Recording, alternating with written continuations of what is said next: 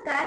આજે આપણે સ્કૂલ અને બાળકના સંબંધો વધુ ગાઢ બને તે માટે એક નાનકડી ચર્ચા કરવા માટે આવ્યા છીએ. તો ચાલો આજે આપણે મળીએ સ્કૂલના સ્ટુડન્ટ ધનરાજ અને દિયાના પેરેન્ટ્સને.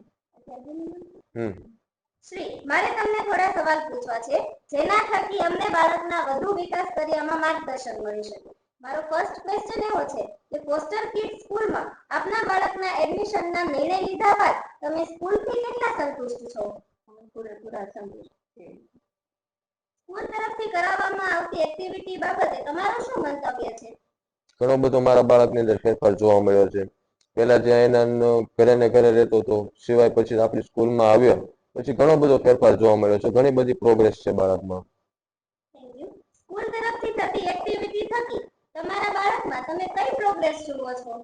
એને ઘણું બધું શીખવા મળ્યું છે. ઘણી બધું આમ શાંત થઈ ગયો છે. તોફાની બહુ હતો.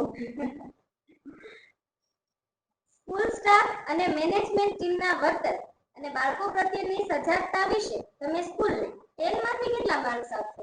10 જ આપશું. એડમિશન પહેલા અને અત્યારના સમયગાળા દરમિયાન બાળકમાં તમને શું નોંધનીય ફેરફાર જણાય છે? ઘણા બધા ફેરફાર જોવા મળ્યા છે. કંઈ પણ આવડતું શીખી ગયો છે.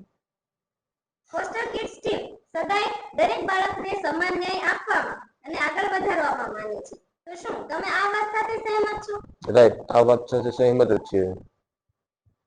ટીમ દ્વારા પૂરી મહેનત લઈ તમામ કાર્ય કરવામાં આવે છે. છતાં પણ તમારો કોઈ અભિપ્રાય હોય તો અમને જણાવશો. તમારા ગ્રુપમાં બીજા પેરેન્ટ્સને તેમના બાળકો માટે તમે ફોસ્ટર કિડ્સ સ્કૂલ સજેસ્ટ કરશો?